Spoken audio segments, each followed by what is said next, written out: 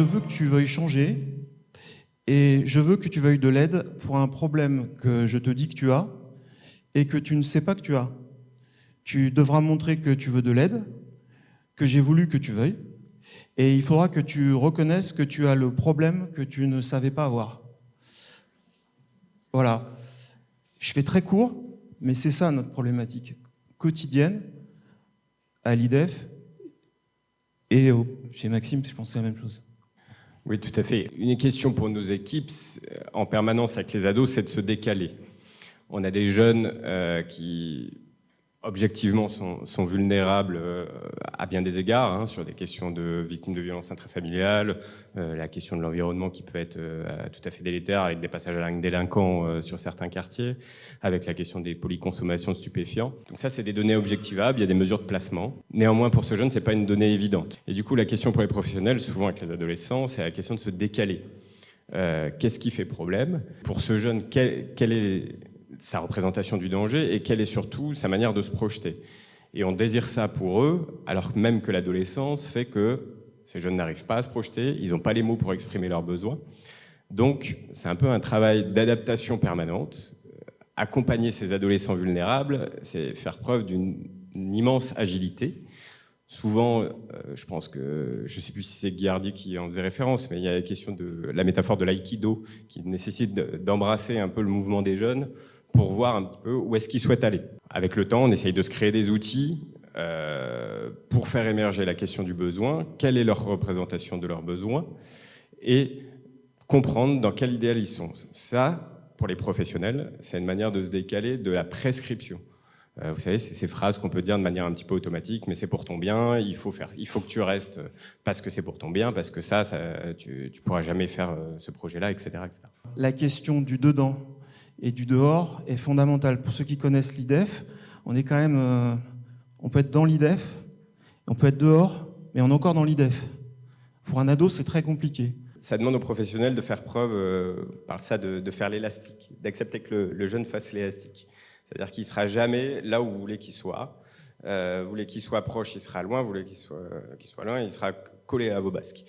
Donc, c'est d'accepter ce mouvement-là, de dedans et du de dehors. Dehors, il va venir expérimenter. Il va avoir des phases d'essai. Il va essayer sa future vie, ses projections de la vie d'adulte, en tout cas, et de l'autonomie qu'il pense avoir complètement et qu'il est plus fort que tout le monde.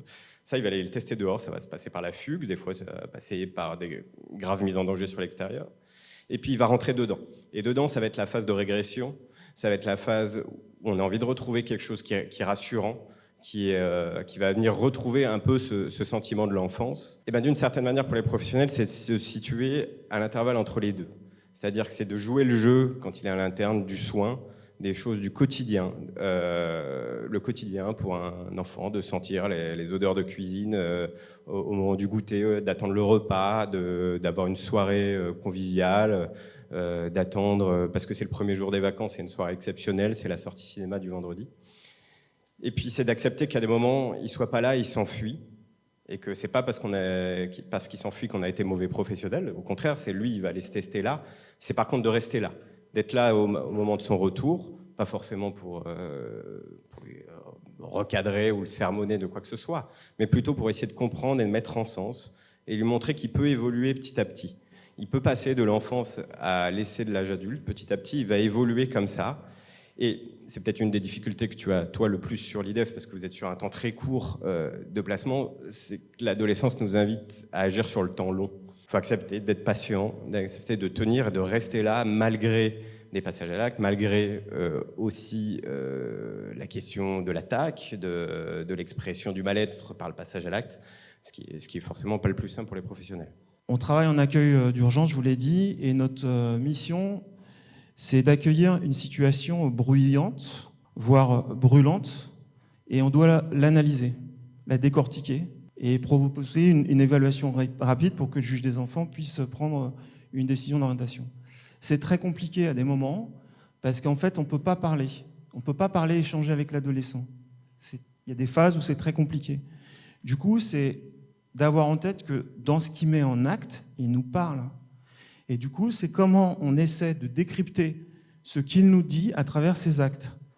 Et de ne pas être dans un mouvement de rejet, et d'être toujours dans une continuité éducative que tu évoquais, c'est-à-dire, je prends un autre exemple, un ado extrêmement compliqué, qui part dans la rue, qui se dégrade, il revient, il repart, de plus en plus dégradé. On met tout en place, ça ne marche pas.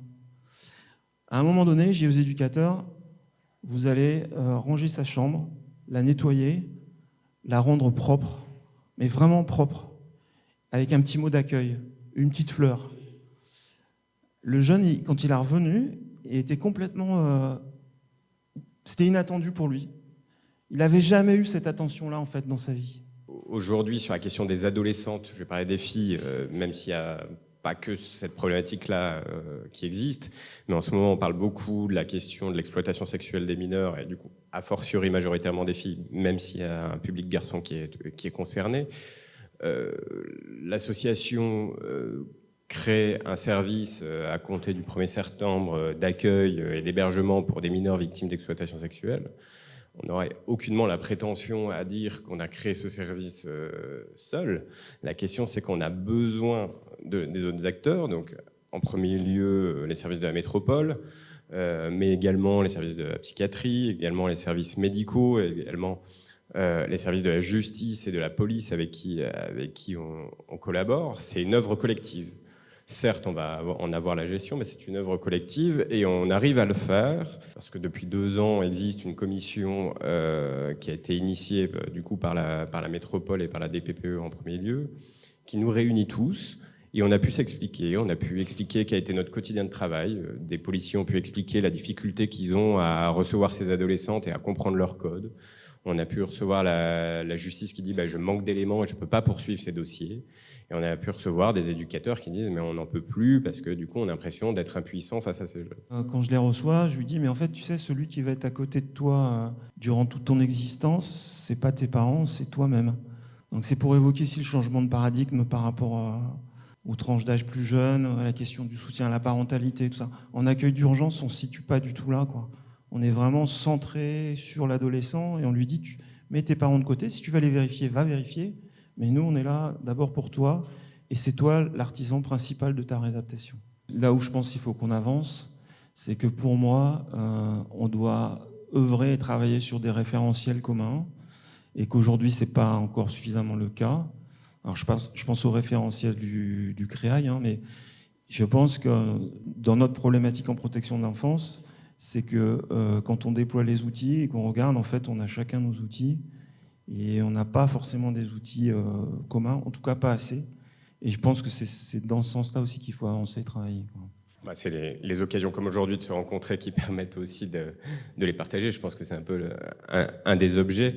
Je pense que la question du pilotage des commissions, comme on a évoqué tout à l'heure, mais ça peut être le cas au niveau de la métropole, ça peut être le cas aussi auprès de la protection judiciaire de la jeunesse, qui invite régulièrement à des rencontres entre acteurs. C'est là-dessus où on découvre des idées, on arrive à les partager, quoi. Je pourrais ajouter évidemment, pour ma part, une remarque et 2 questions. La remarque, c'est tout d'abord, j'ai trouvé que vous aviez synthétisé par un terme un peu l'esprit qu'on développe depuis ce matin. On parle d'interdisciplinarité, de partage, de maillage. On a beaucoup employé maillage. Et vous avez dit, en fait, c'est une œuvre collective. Moi, j'ai noté une œuvre ou un ouvrage collectif. Et je trouve que c'est exactement la bonne image de ce qu'il y a. En réalité, tous ici présents, finalement, on pourrait presque rapporter ça, même si c'est parfois d'énormes structures, d'énormes entités. C'est presque une forme d'artisanat, parce que quand on vous écoute, quand on écoute Claire Collat juste avant et tous nos intervenants, on est vraiment dans une forme d'artisanat qui fait que chacun à son niveau, par une expertise, par un travail. Quand je dis sur l'individu, qu'on s'entende bien, on va pas le formater, mais un travail avec et pour l'individu, c'est vraiment quand vous avez dit une œuvre, un ouvrage collectif, pour moi c'est ça qui a... Je ne sais pas si vous êtes d'accord, c'est pas forcément un consensus, mais cette idée d'artisanat, qu'on soit soignant, travailleur social, médico-social, je pense qu'on œuvre tous vers ce but-là. Faire œuvre commune, c'est aussi un moyen d'encaisser, mais de comprendre aussi ce qui se joue dans les actes de violence. Surtout à l'adolescence, où finalement l'adolescence, on a l'impression, on peut très rapidement arriver dans l'escalade symétrique avec ces jeunes. Tu prenais l'exemple de jeunes en situation d'autisme. On en a d'autres où j'ai un veilleur de nuit cette nuit nuit qui se fait insulter à tout va alors qu'il avait des déclarations d'amour la nuit d'avant. Il doit passer de l'un à l'autre, il est épuisé. S'il n'a pas la sensation d'avoir une équipe le lendemain matin, s'il n'a pas la sensation, un chef de service qui peut lui remettre son action avec du sens au niveau social, c'est-à-dire quel est l'intérêt d'avoir un veilleur de nuit auprès d'adolescentes, etc., c'est très difficile à vivre. Ces adolescentes, dans leur situation, dans ce qu'elles nous donnent à voir, elles viennent aussi nous toucher dans notre intimité personnelle. On a beau avoir le meilleur des bagages professionnels, quand vous voyez une jeune de 15 ans arriver, qui fait 45 kilos, qui est surcocaïnée à 6 heures du matin, c'est choquant. C'est choquant, il faut admettre que c'est choquant, mais c'est bien parce qu'on a l'espace pour le faire, et c'est là aussi où les institutions, on doit y veiller, c'est d'avoir un espace pour les équipes qui le vivent au quotidien, un espace de parole régulier et fréquent. Ça ne doit pas se jouer une fois par mois, ça doit se jouer au quotidien et bien plus encore des fois. Juste pour compléter ton propos, les adolescents en crise, ça nécessite aussi d'avoir des moyens. Donc nous, à la métropole, quand je dis des moyens, c'est des moyens humains, mais c'est aussi des moyens matériels. Nous avons ces moyens. C'est parce que là, ce que décrit aussi Maxime, c'est qu'en crise, ça casse. Ça casse et ça recasse. Et en fait, on doit avoir une exigence d'accueil pour structurer la pensée aussi de ces jeunes au mieux, quoi. Je vais remettre la casquette de formateur. J'ai noté quelques termes que vous avez entamés en disant il nous faut de l'agilité, il y a eu la métaphore de l'aïkido, il y a eu la métaphore du bricolage, donner le tempo également. Moi, ce que ça m'amène, c'est que tout ça, ça demande du temps. Le bricolage, sauf cas exceptionnel, où on n'apprend pas à bricoler en 5 minutes. Et la question, voilà, quand on est face à pour une partie de nos étudiants qui sont futurs travailleurs sociaux, futurs soignants, est-ce que, alors je dis peut-être mal, est-ce qu'il est, entre guillemets, conseillé d'aller tout de suite en sortie de diplôme vers ces publics-là, vers les publics que vous accompagnez? J'avoue que je n'ai pas vraiment d'avis, je ne sais pas ce que vous en pensez. Alors pour l'idée, je vais répondre parce que pour le coup, ça se concrétise. On a des sortants d'école qui viennent travailler chez nous. Je pense que ça constitue une bonne expérience. Et puis moi, je suis attaché, on accueille, on parraine, on a des apprentis aussi. Moi, sur le service ado, j'ai 4 apprentis, mais apprentis. C'est-à-dire que c'est pas des gens qui viennent en plus, c'est des gens qui viennent apprendre en fait le métier. Et puis des stagiaires aussi. On accueille des stagiaires, notamment des stagiaires 3e année. Pour nous, ça fait partie de la politique d'ouverture qu'on doit avoir. Et je pense qu'au-delà de l'IDEF, il y a un vrai enjeu de transmission des anciens aux nouveaux. Enfin, je mets anciens entre guillemets, mais des personnes qui vont partir, qui ont un vrai savoir-faire. Et je pense que le travail social, en général, n'est pas assez empreint de la conscience, de la richesse, du parcours et de la nécessité de passer le relais. Ouais, juste un exemple, parce que ça va dans le même sens. On est en cours de refondation d'un de nos foyers d'ados, comme je disais tout à l'heure. Dans le cadre de cette refondation, on recrute 14 nouveaux professionnels pour la création des nouveaux services, dont 12 éducateurs. Il y a des personnes non diplômées, il y a des personnes qui vont être diplômées au mois de juillet, il y a des gens qui sont diplômés depuis 10 ans, depuis 15 ans. La question, c'est pas qu'on vient de sortir de l'école, c'est aussi la capacité de recul qu'on a sur sa pratique, etc., évidemment, et qu'il y a des qualités personnelles. Mais c'est que quand on recrute quelqu'un, on le recrute dans un collectif, parce que si j'attends d'avoir que des professionnels surblindés qui ont 30 ans d'expérience en foyer d'ado, globalement, je pense pas qu'ils vont postuler, et ça repose que sur une qualité individuelle. Nous, on cherche un collectif diversifié. Quand je dis un collectif de professionnels diversifiés qui va refléter aussi un peu la réalité du monde. Il y a des personnes qui ont fait complètement d'autres métiers, qui n'ont rien à voir, qui ont été vraiment d'autres professions. Et bien, j'en suis très heureux de les recruter parce que c'est aussi leurs qualités humaines qui vont faire que je pense qu'ils vont très bien accompagner ces jeunes, il n'y a pas de souci là-dessus. On les formera y compris. Mais derrière, c'est qu'ils vont refléter une réalité, c'est qu'ils vont réussir à amener ces jeunes par leurs différents parcours à quelque chose de l'ordre de l'ordinaire. Parce qu'on va chercher à avoir tout le temps des réponses ultra spécialisées pour ces jeunes qui sont complètement hors les clous. Il faut essayer de tendre vers l'ordinaire. Et ça joue aussi sur la composition d'une équipe. On peut sortir de l'école et arriver dans une équipe qui sera très bien accueillie, et qui va participer à continuer la formation. Et surtout, vous aurez des choses en sortie d'école à amener au sein d'une équipe. Et ce, quel que soit le public, qu'ils soient mineurs confiés à eux ou des jeunes qui relèvent de la PJJ. On a des jeunes qui ressortent sur un de nos établissements, qui sortent d'incarcération. Ils ont des parcours multirécidivistes, ils ont des affaires criminelles, et pour autant, ils sont accompagnés par des petits jeunes de 22 ans qui sortent d'école, mais qui leur amènent par, j'ai envie de dire, une naïveté maîtrisée, parce qu'ils en jouent quand même de cette jeunesse, ils ont raison de l'assumer, et ben ils les amènent vers quelque chose de l'ordinaire. À 20 ans, on peut penser ça aussi, on peut vivre des choses aussi en commun, et je peux t'accompagner aussi, malgré tout ce que tu fais, tu restes un jeune ordinaire, quoi.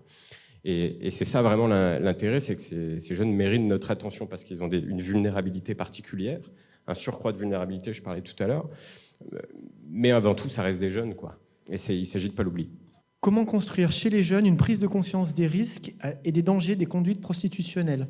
Alors, c'est une bonne question. D'abord, c'est un long processus.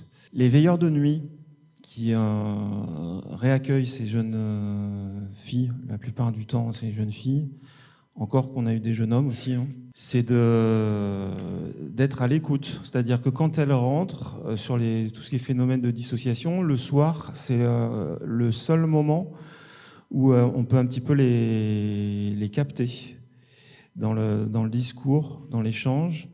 Et puis il y a un service action de santé aussi à l'IDEF qui, je pense, œuvre pas mal à essayer de travailler autour de ces questions-là.